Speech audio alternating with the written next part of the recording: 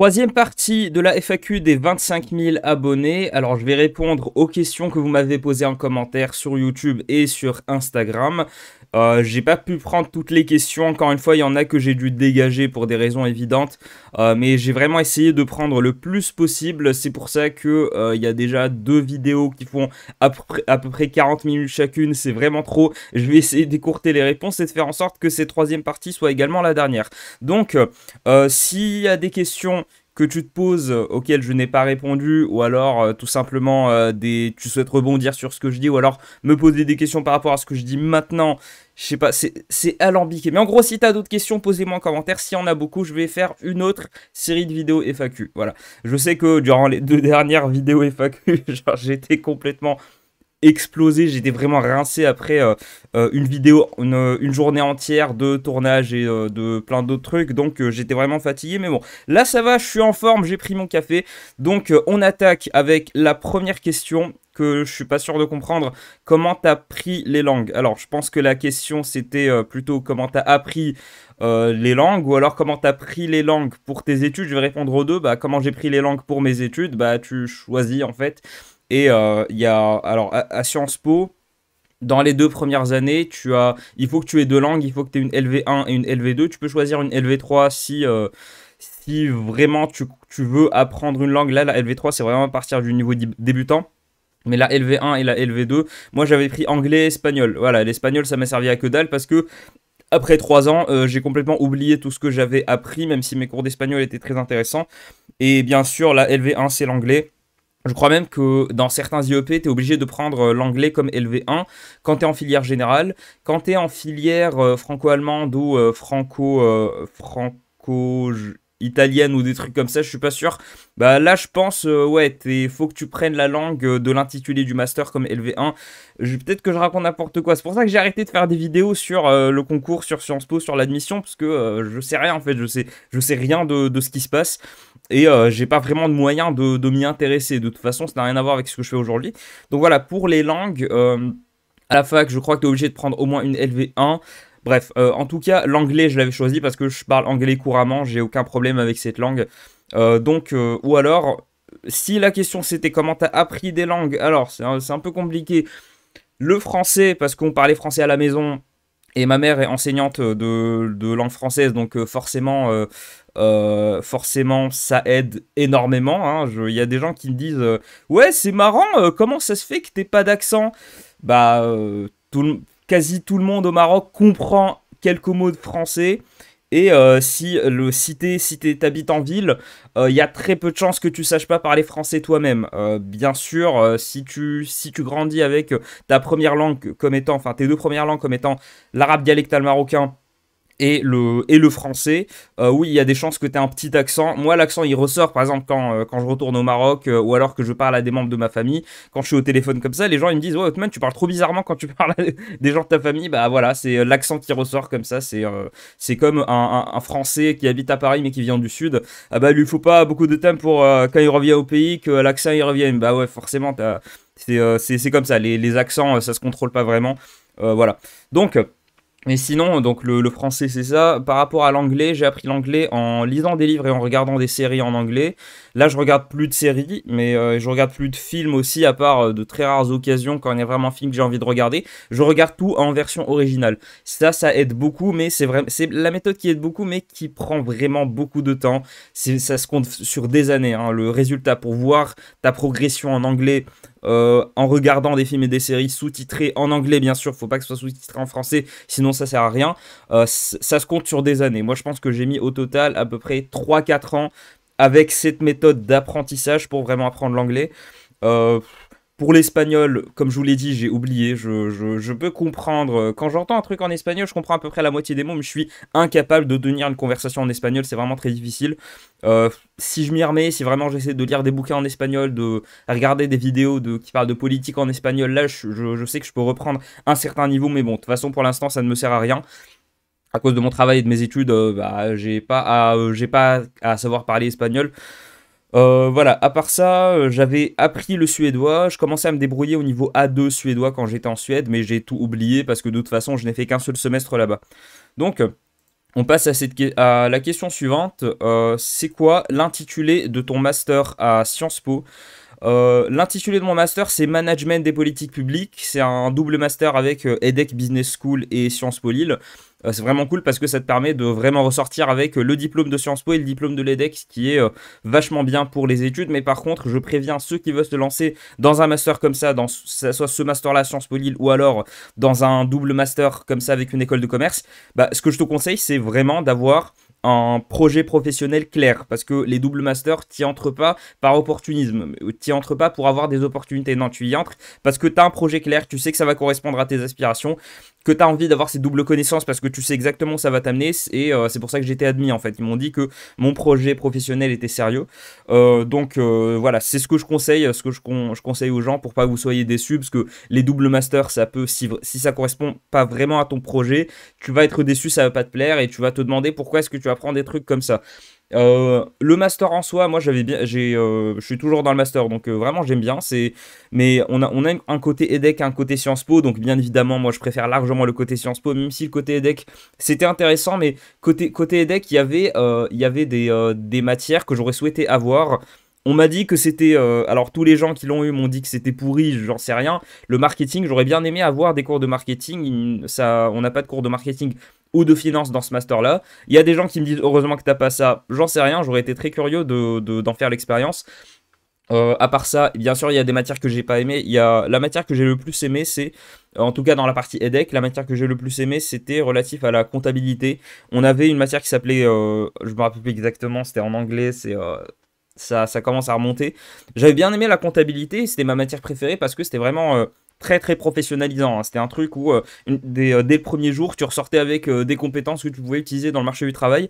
Il y avait ça, il y a le côté très pratico-pratique de la matière et surtout la prof était très exigeante. C'était de loin la prof la plus exigeante qu'on a eue dans ce parcours-là. Mais elle était très exigeante, mais c'était une excellente prof vraiment. Elle enseigne très très bien. Elle donnait vraiment, genre, elle rendait très intéressant des cours qui, à première vue, ne paraissent pas comme étant intéressants. Donc, la comptabilité, j'avais déjà fait un an de comptabilité quand j'étais à Toulouse. J'avais fait un an, ça m'avait pas plu du tout. C'est vraiment une question de prof, hein. Donc, si vous avez d'autres questions par rapport au master, n'hésitez pas à me le dire. Là, je parle un peu comme ça, dans le vide. Je sais pas exactement si ça répond à ta question. Donc, on va passer à la question suivante. T'es de droite ou de gauche? Alors.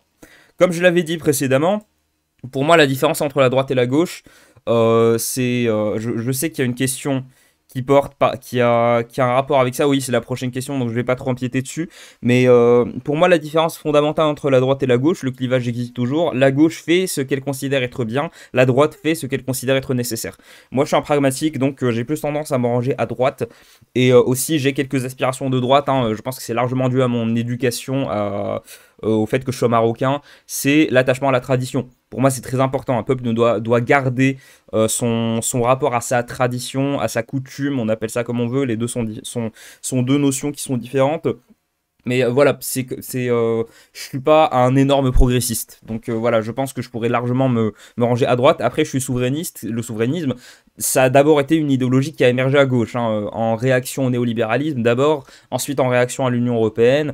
L'idée que le pays doit garder sa souveraineté. Maintenant, c'est un truc qu'on considère à droite. Alors, il y a des souverainistes de droite, il y a des souverainistes de gauche. Pour moi, l'exemple typique du souverainiste de gauche, ça pourrait être les gars qui écrivent dans Front Populaire. T'aurais Idrissa Berkane, Pierre-Yves Rougeron, même s'il est un petit peu centriste entre les souverainistes. Ensuite, les souverainistes de droite, t'aurais bien sûr Philippot, Nicolas Dupont-Aignan, Asselineau, peut-être Jean Lassalle un petit peu, même si Jean Lassalle, je pense pas qu'il soit très Frexit. Voilà. Donc, je me revendique avant tout souverainiste, en fait. C'est le souverainisme.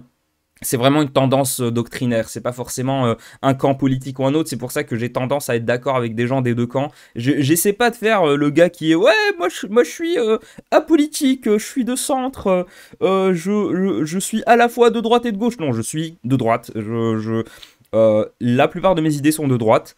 Euh, et qu'est-ce que je peux rajouter là-dessus? Il suffit de regarder mes vidéos pour comprendre l'inclinaison politique que j'ai envers certains.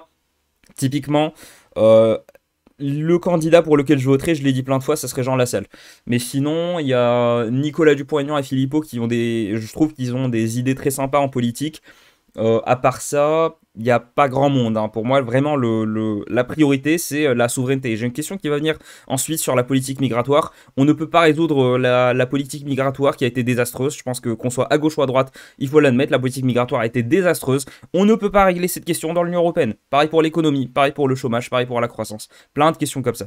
Donc, pour répondre une bonne fois pour toutes, je suis de droite, parce que la majorité de mes idées sont de droite. J'ai tendance à être traité de gauchiste, par exemple, quand je parle d'économie, quand je parle de l'État, quand je parle des territoires, ce genre de choses. Donc pour moi, ce qui est cool, enfin ce qui est bien à droite, et ce qui m'a attiré à droite en grosse partie, c'est l'attrait à la tradition, à la terre et aussi au territoire. Les droitards ont une bien plus grande estime des territoires. En fait, ce que certains gauchos bobos appellent la France beauf, la France périphérique, la France des gilets jaunes, la France des gilets jaunes. Pour moi, la défense de cette France-là, c'est très important par rapport à plein d'autres choses. Je pense que la France urbaine n'a pas besoin d'être défendue. Au contraire, je pense que la droite, putain, les populations, la France urbaine, les populations urbaines doivent être déconstruites. C'est un peu bizarre, mais voilà, je préfère les discours qui se rangent du côté de la France périphérique, des gilets jaunes, et c'est des discours qu'on trouve majoritairement à droite aujourd'hui. Donc, question suivante. Même si entre nous, la théorie des boîtes et celle des clivages est très obsolète. Alors, cette question, c'était la deuxième partie d'une question que j'avais reçue sur Instagram, de quelqu'un qui m'avait posé la question, me disait, c'est quoi la tendance politique dont tu penses le plus te rapprocher? Encore une fois, droite souverainiste, mais je suis pas très d'accord. La théorie des boîtes, je suis pas sûr de savoir ce que ça veut dire. Est-ce que ça veut dire le fait de classer des gens dans des catégories un peu comme des boîtes? Si, je pense qu'on peut classer les gens en fonction de leurs tendances doctrinaires, même si rien n'est hermétique, hein. Un mec comme, je prends dans le souverainisme, je prends Pierre-Yves Rougeron. Pierre-Yves Rougeron, je pense qu'il serait d'accord avec certaines idées autant certaines idées souverainistes, certaines idées de Le Pen, il serait d'accord avec certaines idées des LR, peut-être. Il serait même si ça serait, ses fans penseraient que c'est une insulte que de dire ça. Mais il serait aussi d'accord avec certaines idées de Fabien Roussel, donc vraiment de la très droite à la très gauche. Donc c'est pas hermétique. Les boîtes existent toujours, mais je les qualifierais pas de boîtes, c'est vraiment des segments, tu vois, je le vois plus comme un spectre de couleurs. La théorie des clivages, non, pour moi, la théorie des clivages n'est pas du tout obsolète, hein. Le fait qu'on soit passé à un autre type de clivage, ça ne veut pas dire que le clivage gauche-droite n'existe pas. Aujourd'hui, en tout cas dans le camp politique national, le gros clivage aujourd'hui, je considère qu'il est entre nationalistes, dont les souverainistes représentent la frange la plus farouche, et globalistes, dont la gauche ne pense pas représenter une partie, mais elle représente quand même une certaine partie. Je parle de la gauche la plus populaire aujourd'hui, c'est-à-dire la France insoumise. Après, t'as des mecs qui sont bien plus souverainistes, par exemple Fabien Roussel, François Ruffin, encore une fois, je comprends pas ce qu'il faut à LFI, ce gars-là, il devrait se barrer de LFI, même si ça pourrait le desservir en termes d'opportunités politiques. Donc, pour moi, ce sont ces deux gros clivages, qui existent toujours, mais il y en a un qui a pris le pas sur l'autre. Mais le clivage gauche-droite existe toujours. Pour moi, c'est la différence fondamentale, encore une fois. La gauche considère que ce qu'elle fait, c'est bien, la droite considère que ce qu'elle fait, c'est nécessaire. Rien que ça, en termes métapolitiques, ça n'a rien à voir. C'est deux approches qui sont complètement différentes. Et c'est la raison pour laquelle les droitards ont tendance à critiquer la gauche en l'accusant d'habiter dans un monde de bisounours. Et de l'autre côté, la gauche accuse les droitards en leur disant que en fait c'est des fascistes, c'est des autoritaires, tout ça. Donc non, je pense pas qu'il soit obsolète, hein. Le fait, encore une fois, on est passé à un autre type de clivage. Mais le clivage gauche-droite existe toujours, et aujourd'hui c'est juste qu'il se manifeste de manière différente. Par exemple, ça va peut-être choquer certains, mais je considère Fabien Roussel comme étant quelqu'un à droite de la NUPES, hein. Fabien Roussel, il représente la droite de la NUPES. En tout cas la droite de la gauche, et la droite de la gauche, et pourtant ça n'en fait pas quelqu'un de centriste, ça fait de lui quelqu'un à gauche, quelqu'un qui s'est rangé dans le camp de gauche, mais qui n'est pas globaliste, qui est plus, je dirais pas nationaliste, mais qui est plus souverainiste pour le coup. Donc, on passe à la question suivante. Es-tu musulman? Alors, je ne parle pas de mes convictions religieuses. Ça peut paraître bizarre, mais je n'ai pas envie que certains me cataloguent, en fait. J'ai pas envie de dire quelque chose et de voir les gens l'interpréter comme étant quelque chose qui vient de mes idées religieuses. Et la religion, c'est très controversé, c'est très tabou. Ça devrait pas l'être, hein, ça devrait pas être controversé ou tabou, mais malheureusement, ça l'est. Donc non, désolé, je parle pas de mes opinions politiques. Et si vous essayez de deviner, vous pouvez passer des années à essayer de deviner. De toute façon, ça ne sert à rien. Ça ne sert à rien. Soit vous allez vous planter, soit de toute façon, je vais pas répondre puisque je ne parle pas de mes opinions religieuses. Je suis vraiment désolé. Si tu as une autre question, je t'en prie, si tu veux me demander ce que je pense de telle ou telle religion, vas-y. Je préfère répondre à ce genre de questions plutôt que de révéler moi-même ce que je pense au niveau religieux. Question suivante. Alors, on a cette question à laquelle il est impératif que je réponde une bonne fois pour toutes. Avec Conversano des news. Pour ceux qui ne savent pas, Daniel Conversano, c'est un militant nationaliste blanc. euh, Nationaliste blanc, enfin, c'est un identitaire plutôt, un mec qui est très identitaire. J'avais critiqué son passage sur Livre Noir. Livre Noir qui a été très critiqué pour ça d'ailleurs, malgré ce que laisse paraître les commentaires. Livre Noir ont été très critiqués pour avoir amené Daniel Conversano, notamment avec certains alliés de Livre Noir où il y a eu quelques controverses. Mais sinon, il était passé sur Livre Noir. J'avais fait 3 vidéos où je critiquais ce qu'il disait. Ces fans m'ont sauté dessus, ils ont pas aimé le fait que je le critique, alors que je trouve que mes critiques étaient largement, déjà, j'ai rien dit de méchant, hein, j'ai rien dit de méchant envers Daniel Conversano, mais voilà, en tout cas, ça m'a fait assez marrer en fait. Ils ont pas du tout aimé le fait que t'es un souverainiste comme ça qui essaie qui démonte les idées de Daniel Conversano. Du coup, ils m'ont proposé, j'ai trouvé l'initiative intéressante. Ils m'ont dit, ouais, t'es comme ça derrière ton écran, tu ferais pas le poids face à lui en débat. Du coup, j'ai dit, amen. On a qu'à faire un débat. Du coup, je lui ai proposé. Il y a un de ses potes qui m'a répondu, qui m'a dit qu'il pouvait lui en parler pour faire un débat. Il m'a répondu par mail, sauf que je me suis rendu compte que avant de faire ces vidéos où je réagissais à son discours sur Livre Noir, que je ne connaissais pas du tout le personnage. Déjà, sa communauté de fans, cancer, vraiment cancer, ça me fait du mal de le dire, mais il y a des mecs qui se sont fait doxer, il y a des mecs où il y a on va dire que c'est des gens de leur famille qui en ont pâti pour beaucoup moins que ça. Mes potes m'ont prévenu, ils m'ont dit Hotman, tu sais pas dans quoi tu te lances. Les fans de Conversano, c'est des tarés, c'est des fous. J'ai très peur de ce qui pourrait arriver si jamais le débat se passe mal. Après, Daniel Conversano, j'ai vu, justement, après la proposition, j'aurais dû regarder ça avant, hein, mais j'ai regardé ces débats, ça a l'air d'être vraiment quelqu'un de très poli, de très posé, je pense que si je débattais avec lui, ça pourrait très bien se passer. Ça a l'air d'être quelqu'un qui est pas violent du tout, au contraire, il est très poli, il a l'air très bien éduqué, tout ça, donc il a vraiment l'air très sympa, hein, quand je vois ces passages où il débat avec d'autres, ou alors quand il discute, par exemple, avec les yeux clos, ça a vraiment l'air d'être quelqu'un de très posé. Et c'est en partie pour ça que j'ai décidé C'était vraiment à partir d'une vidéo de Zioclo qui parlait à Daniel Conversano que je me suis dit, ça serait sympa quand même de l'inviter en débat. Il a vraiment l'air d'être quelqu'un de très sympa. Sauf que le problème, c'est déjà ses fans cancérigènes. J'ai peur de ce que ses fans seraient capables de faire. Encore une fois, il y a des gens qui se sont fait doxer pour moins que ça. Pour ceux qui savent pas ce que c'est le dox, cherchez la définition, vous allez voir pourquoi ça me fait peur. Daniel Conversano, ses fans, ils sont dans tout ce qui est ce milieu du streaming, avec tous ces influenceurs de droite et de gauche. C'est vraiment une guerre constante, j'ai pas envie de rentrer là-dedans. Donc voilà, il y avait ça. De l'autre côté, alors, j'ai dit que Daniel Conversano avait l'air d'être quelqu'un de très sympa. Mais j'ai écouté certaines de ses interventions, mais je me suis dit, mais je vais pas débattre avec quelqu'un comme ça. Enfin, c'est pas le fait qu'il soit identitaire. Des mecs qui sont identitaires, qui ont des idées très solides, qui ont une vraie doctrine, mais il y en a une quantité, il y en a plein. Faut voir l'Institut Iliade, faut voir la Nouvelle Librairie, ce qu'il publie. Il publie des bouquins, il publie des quantités de bouquins. C'est de la doctrine. Et c'est des mecs qui ont des idées sérieuses, qui ont des idées qui se présentent, qui se défendent. Et à côté de ça, t'as Daniel Conversano qui te dit des trucs du genre l'Occident avance naturellement vers la liberté, ce qui est une thèse de Hegel, qui après 1815, cette thèse avait déjà été démantelée par la quasi-totalité des penseurs.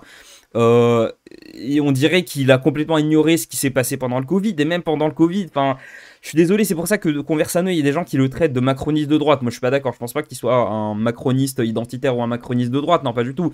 Non, c'est juste que il est pas, il est dans l'idéologie dominante en réalité. Il n'y a pas de mal à ça, mais je vais pas débattre avec quelqu'un qui dit ce genre de choses. Et je vais pas débattre avec quelqu'un qui dit la raison pour laquelle la RATP, la SNCF, la Poste, les services publics dysfonctionnent, c'est parce qu'ils embauchent des Noirs et des Arabes. Enfin, qu'est-ce que tu peux dire à quelqu'un comme ça? Je suis désolé, je vais pas perdre mon temps. Enfin, moi, j'ai des idées, j'essaie d'avoir des idées, j'essaie de traiter des idées, de la philosophie, de la politique dans ma tête. Je suis désolé, je vais pas perdre mon temps avec quelqu'un qui dit des trucs comme ça. Encore une fois, il a l'air très intéressant, mais lui, son truc, c'est l'identité, c'est la race. C'est tout, il sait rien d'autre en fait. Et tu peux pas pour débattre, faut quand même être d'accord sur certains. Enfin, je dis pas qu'il faut être d'accord sur certains trucs, peut-être que je m'exprime mal, mais faut quand même avoir un socle. Et là, il a pas de socle. C'est pour ça que je vous disais, il est pas idéologue, il est rien. En vrai, je comprends pas. Les fans de Daniel Conversano, c'est juste que c'est des mecs qui sont frustrés de leur vie, ils se sont fait agresser par Karim Ducartier, et du coup, ils aiment bien que t'es un mec qui dise ouais, en fait, faut purger l'Europe des Noirs et des Arabes. Et du coup, c'est ça qui leur fait plaisir. Il a un discours simple, mais qui tend vers le simplisme. C'est fatigant, je suis désolé, je vais pas. Un débat, ça se prépare. Je vais pas perdre mon temps à préparer un débat face à un mec qui raconte des trucs comme ça. Enfin, oui, la RATP dysfonctionne parce qu'il y a des Noirs et des Arabes. C'est pas du tout à cause du new management, c'est pas à cause du découpe budgétaire, c'est pas à cause de la nécessité constante de faire du chiffre et de traiter les entreprises du service public comme étant des entreprises du secteur privé. C'est pas du tout ça, c'est pas les privatisations, c'est pas l'Union Européenne, non, c'est parce que t'as des Noirs et des Arabes, je suis désolé. On peut dire ce qu'on veut de la politique migratoire, moi-même je suis pour une politique migratoire restrictive et sélective, et pourtant, j'irai jamais jusqu'à dire un truc comme ça, je suis désolé. Il y a des problématiques avec les populations immigrées, notamment le fait que les populations immigrées ne se syndiquent pas, qu'elles acceptent des conditions de travail qui sont moindres par rapport aux Français. Je veux bien discuter de ce genre de choses, mais par pitié, il y avait quoi encore comme stupidité qu'il avait dit? Oui, à un moment, putain, mais c'est un de ces moments où je me suis dit, mais au secours! À un moment, il avait comparé la République française à la République grecque. En fait, je crois qu'il parlait d'Athènes ou un truc comme ça. Et démocratie, bref, c'était super bizarre. Le mec, il avait dit un truc contre le monarchisme et le royalisme ou un truc comme ça. En fait, il traite les droitards qui sont pas progressistes, il les traite de réactionnaires. En gros, il pense que les souverainistes, c'est des réactionnaires, tout ça. Et vraiment, il y a un... Et je vais finir là-dessus. Au niveau, dans le camp identitaire, en tout cas dans le camp de Conversano, je pense que Daniel Conversano lui-même, il est dévoyé par la quasi-totalité des influenceurs identitaires que je connais. Il n'y a personne qui parle de lui, il n'y a personne qui le référence, parce que si j'étais identitaire, je trouverais que c'est le genre de mec qui dessert complètement la cause. Mais un moment, ouais, je crois qu'il avait dit un truc du genre, ouais, en gros, les souverainistes, machin truc, mais bon, en tout cas... ce qui m'a vraiment fait un peu pitié, j'aime pas dire ça parce qu'encore une fois ça a l'air d'être quelqu'un de sympa, mais ce qui m'a fait pitié c'est que son camp à lui, le camp qu'il représente s'il existe, en fait il parle constamment des souverainistes et des nationalistes, alors que de notre côté, on parle jamais d'eux en fait. Enfin, jamais. Là, j'en parle, du coup, c'est un peu con de dire ça, mais c'est juste qu'on pense pas à eux en fait. On pense pas. On n'a pas d'altérité vis-à-vis d'eux. On n'a pas d'altérité vis-à-vis des identitaires. T'as même des mecs qui sont souverainistes, mais qui ont quand même certaines sensibilités identitaires. Par exemple, Borowski ou Philippe Murer, qui te dit, un peu comme De Gaulle, que la France doit rester blanche. Du coup, voilà, c'est pas hermétique en fait. Non seulement c'est pas hermétique, mais aussi il n'y a pas de ce truc de souverainisme identitaire. En fait, ça n'existe pas. Ça existe que dans la tête des identitaires qui ont fondé leur doctrine contre le souverainisme. Mais t'en as d'autres qui ont fondé leur doctrine, les plus sérieux, ils ont fondé leur doctrine sur des penseurs, pas en réaction au souverainisme, sur des penseurs de l'identité européenne. Donc voilà, je trouve ça un peu pitoyable. Je me suis dit, désolé, je vais pas perdre mon temps face à quelqu'un comme ça. Et encore une fois, au niveau des risques, non merci. Donc, on passe à la question suivante. J'espère que ça a répondu à ta question, Pétain 3945. J'espère que ça a répondu à ta question. Quand est-ce qu'on va boire un coup? Eh bien, Yann, c'est quand tu veux. De toute façon, je suis à Lille, je ne bouge pas. Est-ce vrai que l'apostasie est répandue au sein de la bourgeoisie marocaine? Si oui, pourquoi? Alors, la bourgeoisie, c'est un peu... alors, il y a une partie de la population marocaine qui a beaucoup tendance à l'apostasie, et en réalité, c'est pas vraiment la bourgeoisie. Hein. Quand on parle de la bourgeoisie, c'est-à-dire vraiment les gens qui ont beaucoup de thunes, non, eux, ils parlent français, ils sont un tout petit peu occidentalisés, mais leur marocanité ne les quitte pas. Donc en général, ils ont moins tendance à l'apostasie. Mais c'est surtout les classes moyennes au Maroc qui ont les moyens. Donc je sais que c'est un phénomène un peu bizarre, mais au Maroc, les classes moyennes parlent beaucoup plus français que les classes les plus aisées.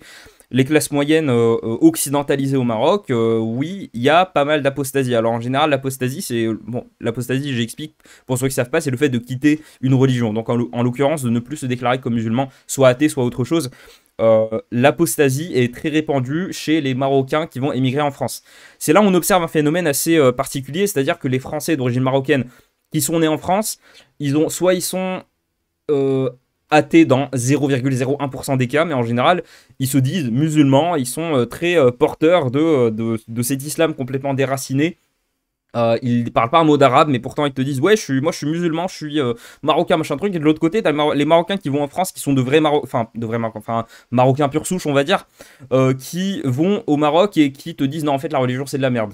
Moi je crois en la science. Du coup, c'est assez fascinant à observer. Hein. Je serais très curieux de savoir s'il y a une étude qui a été réalisée là-dessus.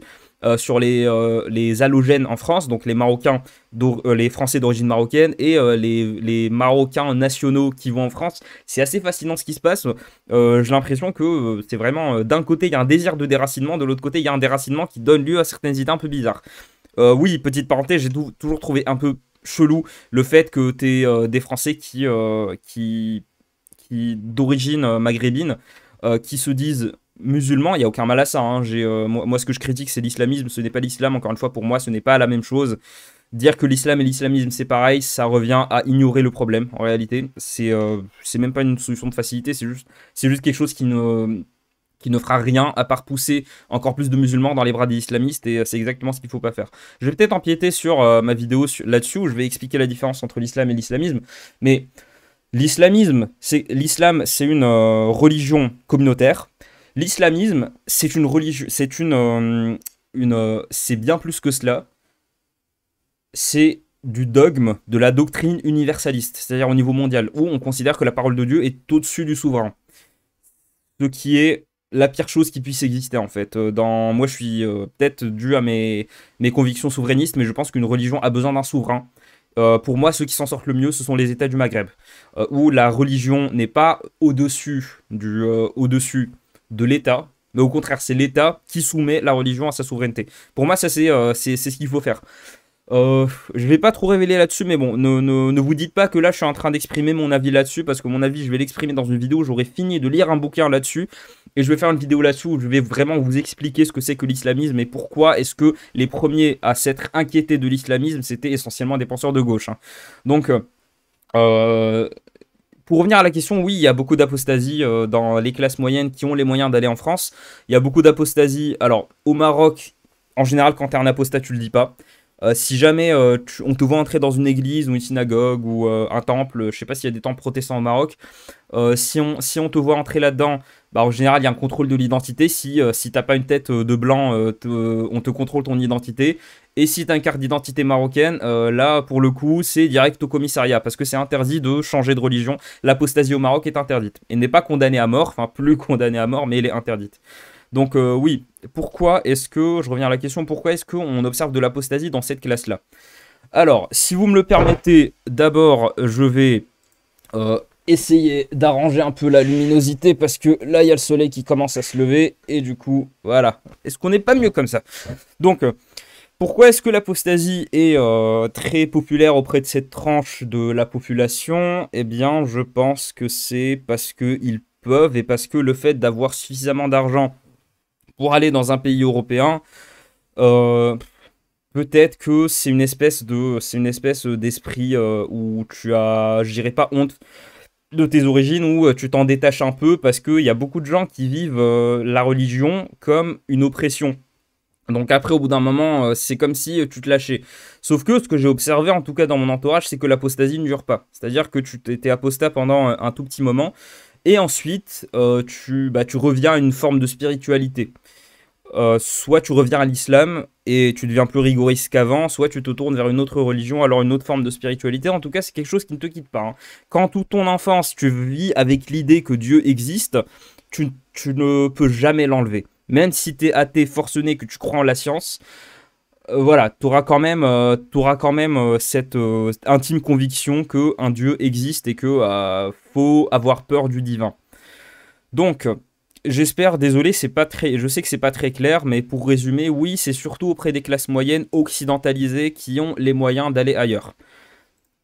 Ensuite, ton opinion vis-à-vis du cercle Aristote. Alors, le cercle Aristote, j'aime bien. Le cercle Aristote, pour ceux qui ne connaissent pas, ça a été fondé par Pierre-Yves Rougeron, donc c'est un institut de formation et de réflexion. Il publie des trucs aussi, il publie beaucoup de choses euh, vis-à-vis de la doctrine souverainiste, donc essentiellement contre l'Union européenne, contre le néolibéralisme, patriote bien sûr. Il y a une dimension qui ressort beaucoup quand on entend Pierre-Yves Rougeron, fondateur du cercle Aristote, c'est l'aspect civilisation en fait. Et c'est vrai qu'il le dit beaucoup.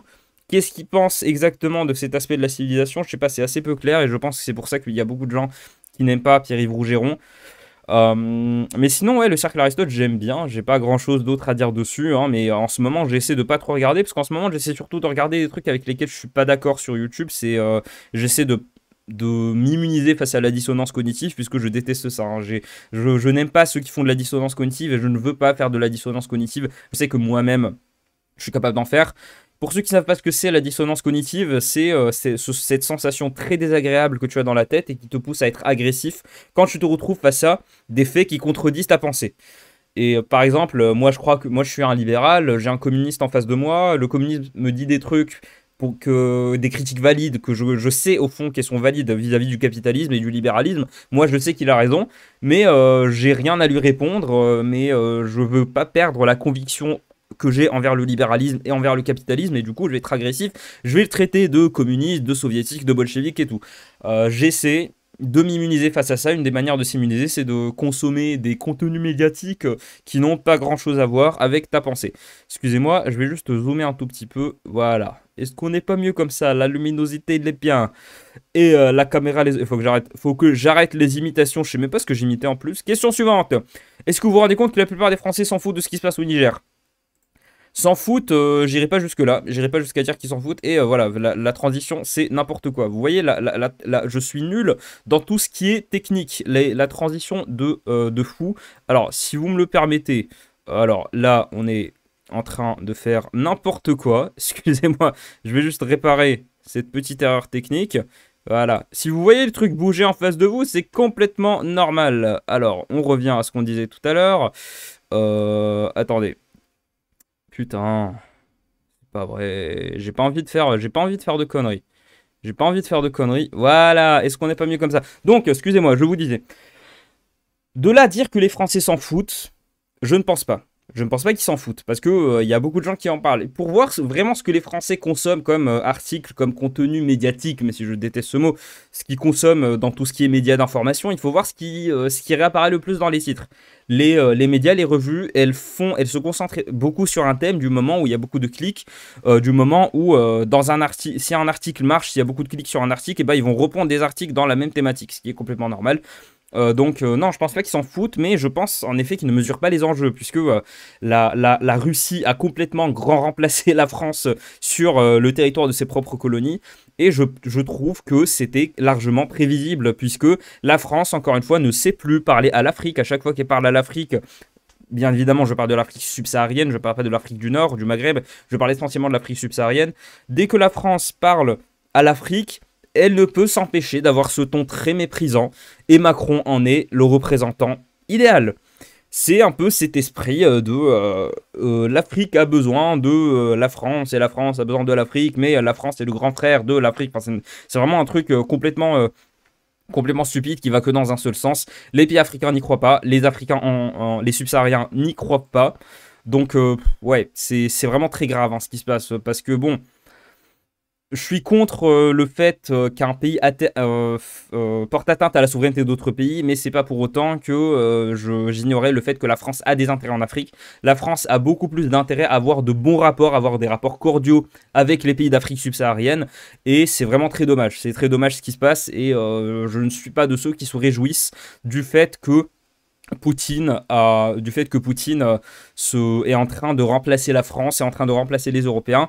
Mais en fait, c'était prévisible et je dirais même que c'est peut-être un peu mérité pour la France, puisque Poutine n'a jamais eu l'ambition de civiliser quoi que ce soit, alors que la France depuis le gauchisme universaliste des républicains qui ont poussé la colonisation civilisatrice, pardon, depuis donc c'est une idéologie qui nous vient de la Révolution et qui a été portée à gauche. Je vous rappelle que la raison pour laquelle la droite a défendu la colonisation dans l'ère des décolonisations, c'est-à-dire après la Seconde Guerre mondiale, la seule raison, c'est par pure nostalgie, c'est par envie d'avoir un empire, de conserver cet empire et de ne pas faillir face aux autres puissances. C'est pour ça que la droite a défendu la colonisation, mais de base, ça venait de la gauche. Hein. Toutes les idées qui ont justifié la colonisation venaient de la gauche. Donc, ça a été l'erreur de la France, et la France n'a jamais su se détacher de ce discours-là, de cette vision civilisatrice de sa mission en Afrique subsaharienne. Ça lui a beaucoup porté préjudice. Poutine, à côté de ça, il fait pas du tout ça. Il a très bien compris que c'est pas en prétendant civiliser les subsahariens que tu vas t'attirer leur faveur, loin de là. Donc, le fait, est-ce que les Français s'en foutent? Je ne pense pas, je pense tout simplement qu'ils ne comprennent pas, qu'ils ne mesurent pas les enjeux. Question très intéressante. Quand il n'y a pas un drapeau breton derrière toi, je remarque qu'il y a du brescola. Aurais-tu une attache particulière à cette région de la France? Alors en effet, il y a du brescola, c'est Brest, ça veut dire Bretagne en breton, en brésonnègue. Et le brescola, c'est un truc que tu trouves un peu partout, ce qui est assez fou, hein. C'est du soft power breton qu'on retrouve partout en métropole. Non, j'ai pas d'attache particulière à la Bretagne, je ne viens pas du tout de Bretagne, hein. J'ai personne. J'ai des potes qui sont bretons, mais non, je viens pas de la Bretagne, j'ai aucune attache identitaire ou culturelle à cette région. Mais c'est la région c'est ma région préférée en France en fait, juste par son histoire, sa culture, sa singularité, puisque la Bretagne c'est la seule véritable manifestation du celticisme en France. Le breton, c'est la seule langue celtique en France, et Dieu sait que les influences celtiques dans la langue française, il y en a. C'est assez impressionnant, hein, l'histoire de la Bretagne en soi est très singulière. De l'armorique romaine à Anne de Bretagne, c'est très fascinant comme période de l'histoire. Je pense qu'il n'y a pas d'autre région qui a une histoire aussi stylée que la Bretagne. La Bretagne en soi, j'y suis allé à quelques reprises, pas suffisamment selon moi. Il y a encore des villes dans lesquelles je ne suis pas encore allé. Vannes, je suis passé vite fait par Vannes, mais je n'ai pas pu visiter. Tout ce qui est les monolithes aussi, j'ai pas pu voir parce que j'ai pas de voiture. Faudrait que je me remette sérieusement à faire des heures et des heures, à m'entraîner, à faire des heures de vélo et ensuite à visiter la péninsule. Moi, ça me plairait beaucoup. Donc voilà, s'il y a des Bretons là qui regardent, dites-le moi, dites-moi d'où vous venez et j'irai visiter votre ville avec plaisir. Mais pour revenir à la question, non, j'ai pas d'attache, c'est juste le drapeau breton d'ailleurs que j'ai décroché parce que je trouvais qu'il était assez dévalorisant, il était tout plié, tout fripé. Là, j'ai remplacé par ça, c'est une carte de la Terre du Milieu du Seigneur des Anneaux. Et donc ça c'est le petit journal. Je vous lis la description parce que c'est pas évident comme ça, mais enfant tué par un gendarme prussien. Donc là, t'as un gamin avec la casquette de gamin des rues qui est buté par un Prussien. Ceux qui connaissent mon idéologie savent très bien à quoi ça fait référence.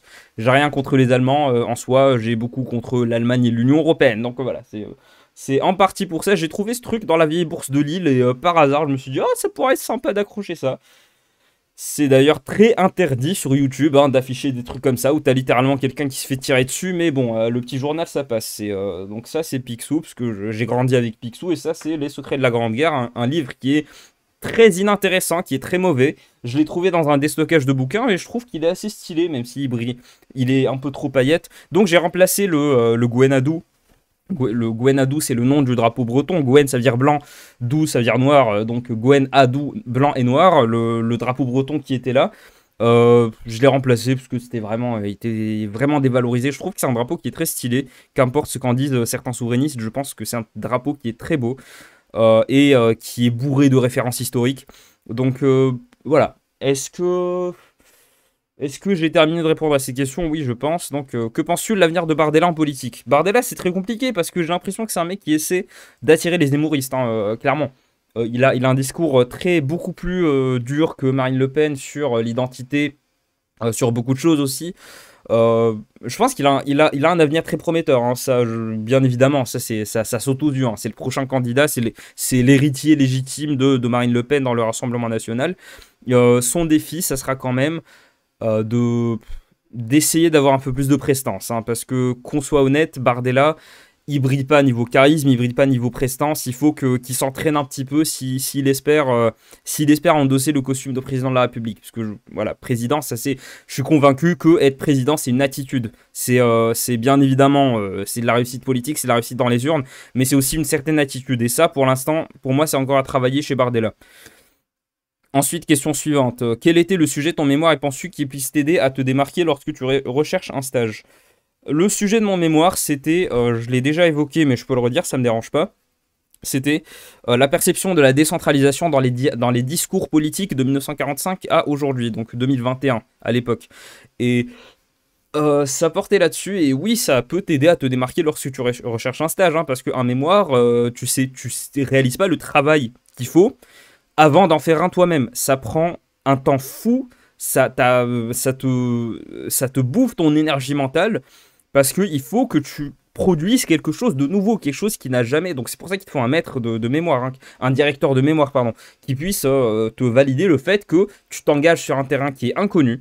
Et c'est un peu comme une mini thèse, hein. C'est une intro de thèse, un mémoire, mais voilà, il faut que ça soit quelque chose de novateur, que tu apportes quelque chose, et ça, c'est pas évident. Moi, je l'avais fait sur la décentralisation, parce que c'était un sujet qui m'attirait beaucoup. J'ai fait des découvertes très intéressantes, mais j'étais quand même assez déçu du résultat, pas du mémoire en soi, j'étais assez fier du mémoire, d'ailleurs j'ai eu A. Oui, parce qu'à Sciences Po on n'a plus de notes, sur 20, on n'a que des lettres, donc j'ai eu A, j'en suis très fier. Mais j'ai vraiment adoré ce mémoire, de travailler sur ce mémoire. D'ailleurs mon directeur de mémoire, si vous regardez cette vidéo, encore une fois merci à vous. Je suis pas sûr qu'il veuille que je cite son nom et son prénom, mais il se reconnaîtra.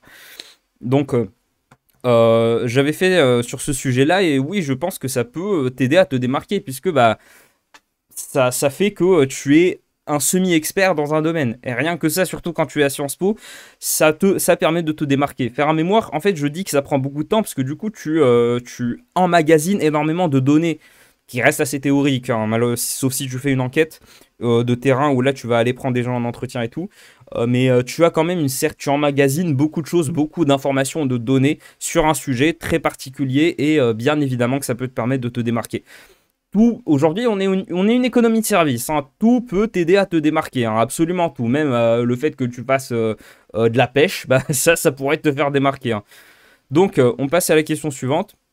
Plus d'abonnés que de vues, bon courage, c'est normal en fait. Tous les vidéastes, à part tes joueurs du grenier, mais tous les vidéastes font beaucoup moins de vues que ce qu'ils ont d'abonnés. C'est normal quand tu es abonné à une chaîne. Est-ce que tu regardes toutes les vidéos? Non, tu regardes pas toutes les vidéos.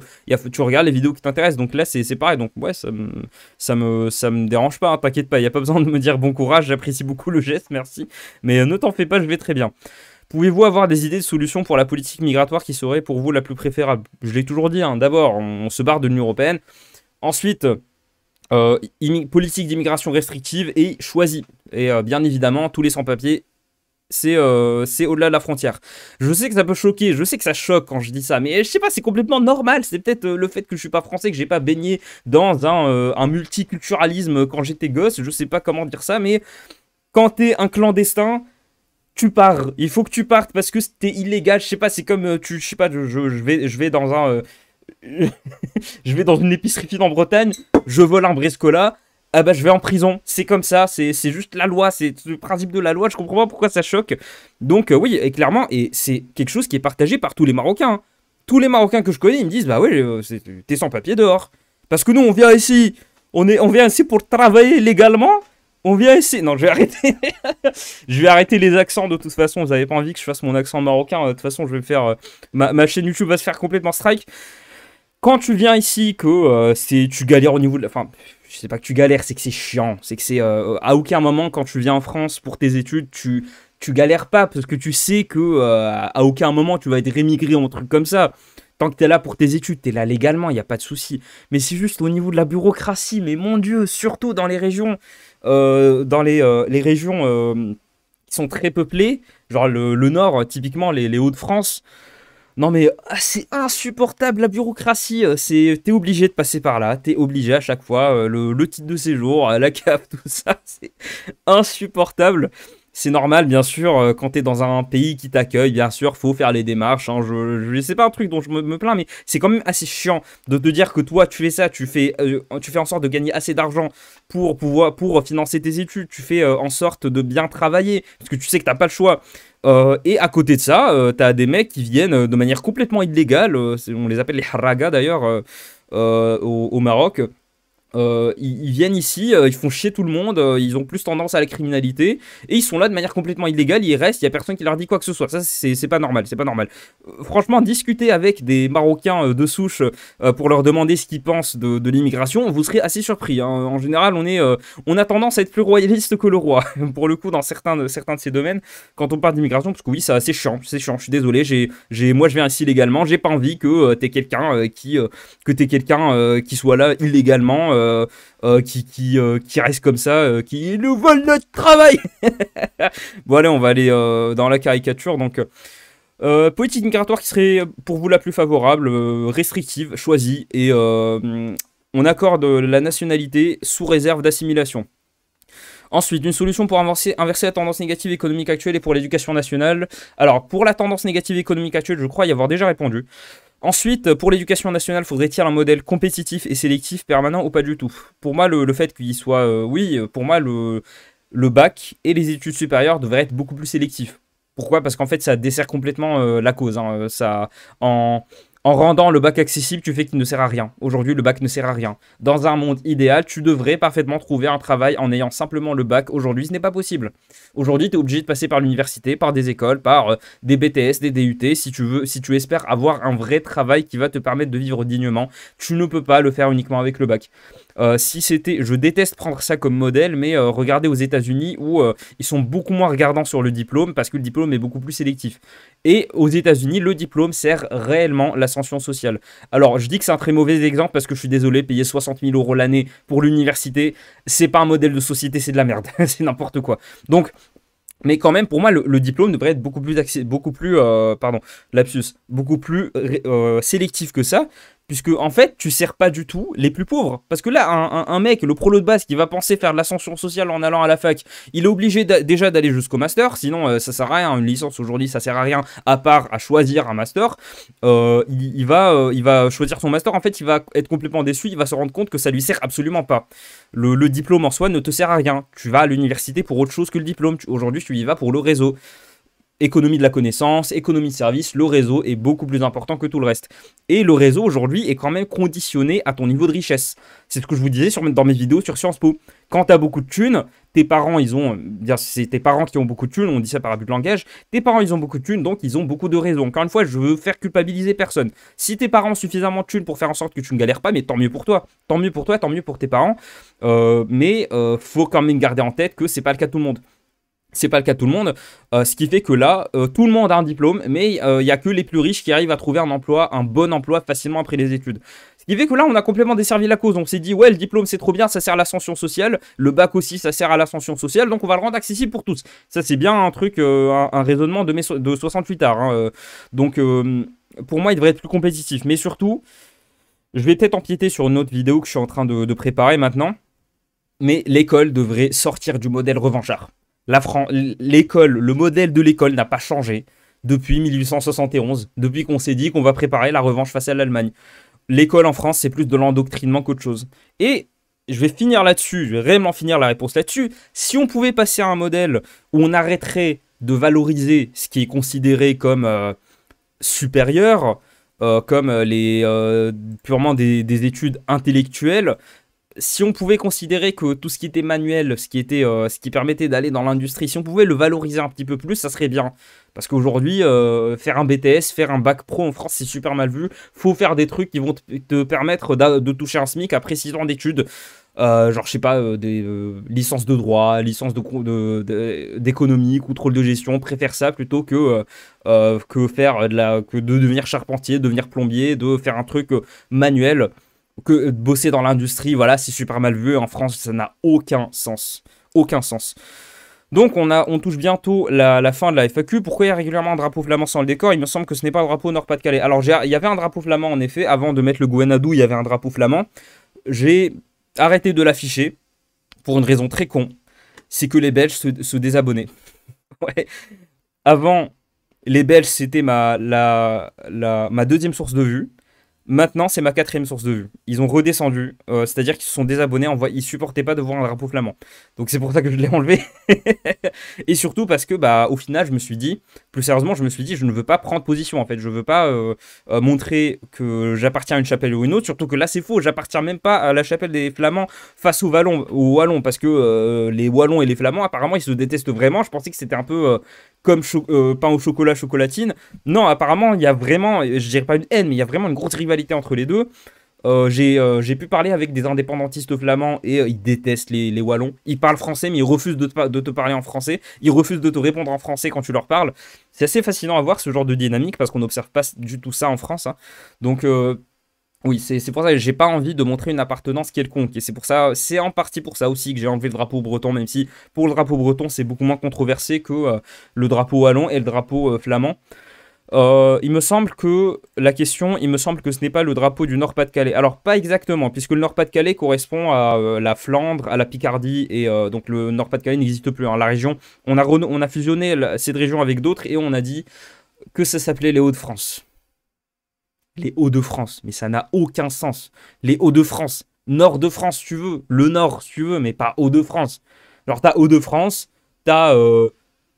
alors, ici, t'as droite de France, t'as gauche de France, t'as bas de France, ensuite t'as bas de France mais pas trop, t'as Paris et t'as bas droite de France. Enfin, c'est n'importe quoi comme raisonnement. Je comprends pas pourquoi est-ce qu'on a appelé ça les Hauts-de-France, ça n'a aucun sens. Le Nord, pour moi, le Nord-Pas-de-Calais, c'était beaucoup plus parlant. Mais en effet, le drapeau flamand, ce n'est pas le drapeau du Nord-Pas-de-Calais, parce que le Nord-Pas-de-Calais, c'est la région historique du Nord-Pas-de-Calais. C'était, si je me trompe pas, si ma géographie régionale ne me fait pas défaut, la Picardie, le Nord, les Flandres, pardon, et le Hainaut, français. Donc, oui, c'est le drapeau flamand, c'est un tiers du Nord-Pas-de-Calais. Donc, non, c'est pas exactement ça. Il n'y a pas vraiment de drapeau du Nord-Pas-de-Calais, puisque déjà, le Nord-Pas-de-Calais, c'est une fusion de trois peuples qui ne se ressemblent pas, qui n'ont pas la même culture, qui n'ont pas la même histoire. Les Flamands et les Picards n'ont pas la même histoire. Ils n'ont pas la même identité. Donc, oui, en effet, ils ne correspondent pas au Nord-Pas-de-Calais. Cela dit, bah, c'était tout simplement parce que je trouve ce drapeau stylé. Je trouve que c'est de loin le drapeau régional le plus stylé qu'on a en France. Donc c'est pour ça que je l'affichais. C'est comme, je sais pas, afficher un poster de Amarante parce que j'aime bien ce groupe, ou alors de la carte de la Terre du Milieu parce que j'aime bien Seigneur des Anneaux. C'est tout, ça s'apparente à ça, mais bon, ça montre quand même que tu appartiens à une chapelle et j'ai pas envie de montrer que j'appartiens à une quelconque chapelle, surtout que c'est faux. Hein. Je suis pas un indépendantiste flamand, au contraire, je pense pas que la Belgique devrait se diviser en deux. Ensuite, on passe à une des dernières questions. Est-ce que selon toi, la France s'effondrerait économiquement si l'on sortait de l'Union Européenne? La France est déjà techniquement effondrée économiquement. On a une croissance misérable. On a un taux de chômage qui est respectable par rapport à d'autres. Et on a un taux d'inflation qui est bon par rapport à d'autres. Merci le nucléaire. Donc, la question. Si la France sort de l'euro, un effondrement... Faut pas aller aussi loin. La France, ça reste quand même un État moderne avec une bureaucratie moderne, donc je pense pas que ça s'effondrerait économiquement. Faut pas aller loin non plus. Mais si on sortait de l'Union Européenne, bien évidemment, la croissance, elle baisserait. On risque d'avoir un chômage qui augmente, on risque d'avoir des problèmes économiques, mais ça, ce n'est pas le coup de sortir de l'Union Européenne, c'est le coup d'être un État normal en fait. Là, on a beaucoup critiqué les Anglais, on a critiqué leur économie, on a critiqué le fait qu'ils ne se mettaient pas d'accord en politique, c'est juste que les Anglais ont réappris à faire de la politique, ils ont réappris à faire de l'économie. Et là, niveau économique, ils s'en sortent bien mieux que dans les premières années du Brexit. Je pense qu'on aurait ce genre de difficultés, mais pour moi, c'est un passage nécessaire, parce que est-ce que tu peux faire pire que la situation économique actuelle de la France ? Est-ce que tu peux faire pire? Franchement, un des seuls trucs positifs, c'est l'inflation, et l'inflation n'a rien à voir avec l'Union Européenne, c'est l'inverse. L'inflation, le fait qu'en France, on ait une inflation qui soit limitée par rapport à d'autres pays, c'est le nucléaire. Et le nucléaire, il n'y a pas plus souverainiste que le nucléaire. Hein. C'est De Gaulle qui a bien mis l'accent sur le nucléaire, qui a permis de développer le nucléaire français. Et l'Union Européenne, ça va plus loin que ça, parce que l'Union Européenne veut faire en sorte que la France ferme ses centrales nucléaires, et veut que la France dise qu'elle va passer, comme l'Allemagne, qu'elle dise qu'elle va passer un mode de production d'énergie verte, sauf que comme c'est pas tenable, il faudra qu'on rouvre des centrales à charbon et des centrales thermiques, et c'est en gros que le bilan carbone explose comme en Allemagne. Alors que non, pour l'instant on a le nucléaire, la France est largement excédentaire en termes d'énergie. Donc voilà, c'est bien, c'est bien.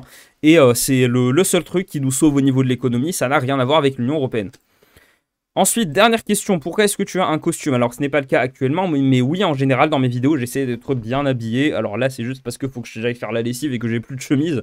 Pourquoi je porte un costume? C'est une très large question. Alors, la première raison pour laquelle j'ai commencé à porter des costumes, Peaky Blinders. C'est tout. C'est débile, c'est minable comme raison, mais il n'y a pas d'autre raison. J'ai regardé Peaky Blinders, je me suis dit, ouais, les costumes, c'est trop bien. Les casquettes Gavroche comme ça, c'est trop bien. Je vais m'habiller en costume et en casquette. Du coup, c'est tout. Mais ensuite, c'était juste une lubie de fan, mais ça s'est vraiment transformé en passion quand je me suis rendu compte qu'il y avait vraiment un mouvement sartorialiste, qu'il y avait une philosophie du sartorialisme. Le sartorialisme, c'est l'art de bien s'habiller, de comprendre comment et pourquoi il faut bien s'habiller. J'ai découvert tout ça, un peu accidentellement. C'est un pote qui m'a fait découvrir une chaîne, vous devez sûrement la connaître, hein, c'est Hugo Jacomet. C'est un pote qui me l'a fait connaître, et je me suis rendu compte qu'il y avait toute une philosophie derrière, et en fait, je me suis rendu compte que c'est une philosophie que tout le monde devrait adopter. C'est-à-dire, aujourd'hui, tout le monde dit ouais, moi je m'habille je m'habille comme je veux, je fais pas attention à comment je m'habille. C'est faux, c'est complètement faux. Tout le monde fait attention à comment il s'habille. Sinon, ça serait simple, tout le monde aurait des combinaisons grises et beiges et sortirait comme ça, ou alors sortirait en pyjama. C'est faux, tout le monde fait attention à son apparence. Quand on dit je fais pas attention à comment je m'habille, c'est surtout le cas des mecs, hein. Bah, ça veut pas dire ça, ça veut juste dire je veux m'habiller comme tout le monde. Là, par exemple, bon, le hasard a fait que je me suis habillé comme ça parce que je me suis habillé en sortant du lit comme ça, un peu à la va-vite.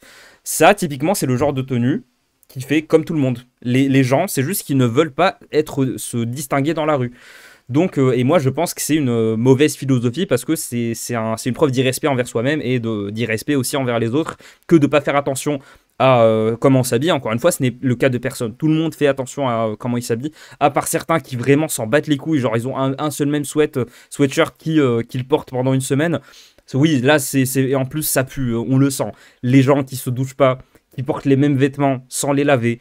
Personne ne va jamais vous le dire. Même si vous posez la question, personne ne va vous le dire. Mais vous puez sa mère. Vous puez. Douche-toi au moins une fois par jour. Si vraiment tu veux économiser de l'énergie, un jour sur deux, et tu changes bien tes draps. Et aussi, une chemise, ça se porte une seule fois. Un t-shirt, ça se porte une seule fois. Un pantalon, ça peut se porter quelques fois, mais au bout d'un moment, faut laver. Voilà, et les chaussettes et les sous-vêtements, bien évidemment. Si tu changes pas ça tous les jours, c'est que tu as vraiment un problème. Donc, pourquoi est-ce que je porte des costumes? Parce que je pense que c'est une marque de respect envers soi-même et envers les autres, en fait. Le fait de dire, en fait, c'est le rejet de l'idée selon laquelle je m'en fous de comment je m'habille, et c'est un rejet de l'idée selon laquelle il faut s'habiller comme tout le monde. Je pense au contraire, et c'est très cool parce que le costume est en train de quitter le monde du travail, du coup ça redevient quelque chose de personnel.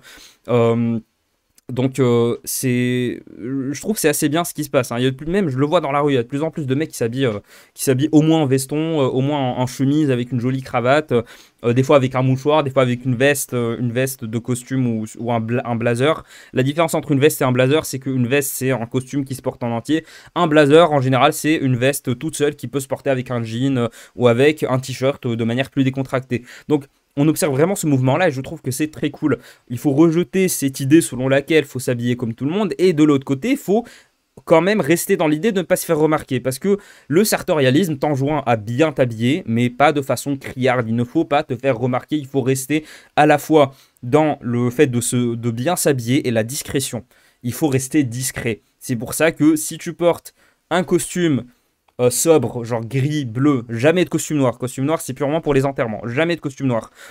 Tu portes un truc gris, bleu, gris foncé, et qu'à côté de ça, tu portes une cravate rose avec des gros points orange. Bah oui, non, là, clairement, les gens vont te dire que c'est moche. De toute façon, ça se voit, ça éclate aux yeux. Faut pas qu'on te remarque de loin, en fait.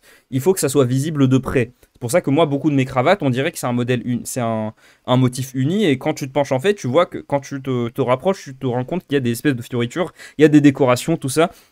C'est pour ça que, et vraiment, les hommes, je vous encourage au moins à aller dans un magasin, essayer un costume, et tu vas voir, tu te sens complètement différent. tu te sens bien. Vraiment, c'est un sentiment qui est assez incroyable, hein. Quand je suis en costume et quand je suis en t-shirt, c'est vraiment rien à voir. Je sais pas pourquoi. En fait, si je pense savoir pourquoi, c'est le costume accentue les traits masculins. Il te donne de meilleures épaules.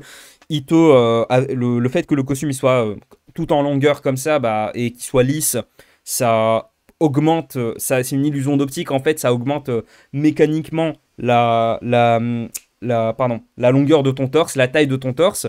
La cravate comme ça aussi, ça te donne l'impression d'être plus grand, ce qui est encore une fois un trait masculin. Et j'insistais aussi sur les épaules, parce que le fait d'avoir des épaules comme ça, bon, faut pas que il soit trop large au niveau des épaules, sinon t'as juste l'air d'un pecno. Non, faut qu'il soit bien ajusté au niveau des épaules.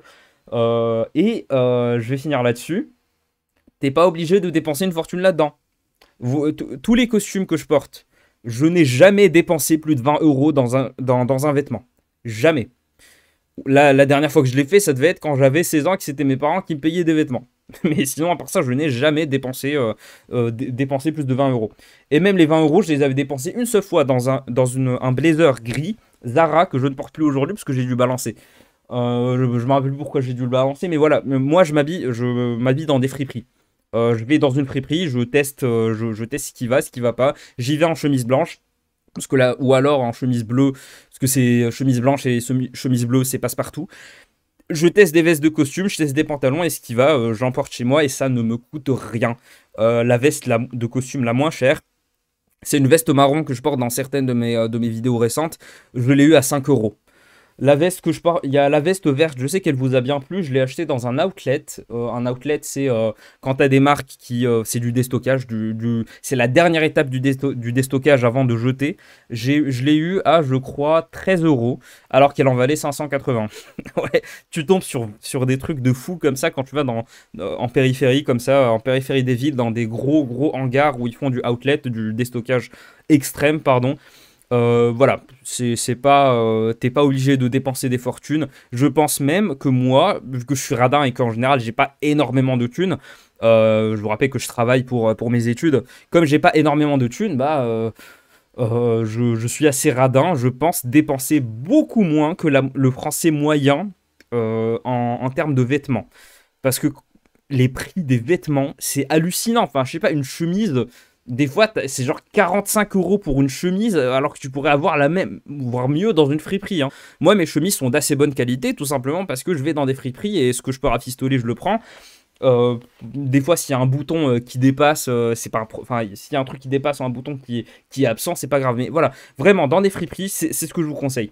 Faudrait peut-être que je réalise une vidéo entière là, vu comment je blablate là-dessus. Bref, j'espère que ça a répondu à ta question. Donc, pourquoi est-ce que je porte des costumes? C'est en termes de philosophie. Je suis un.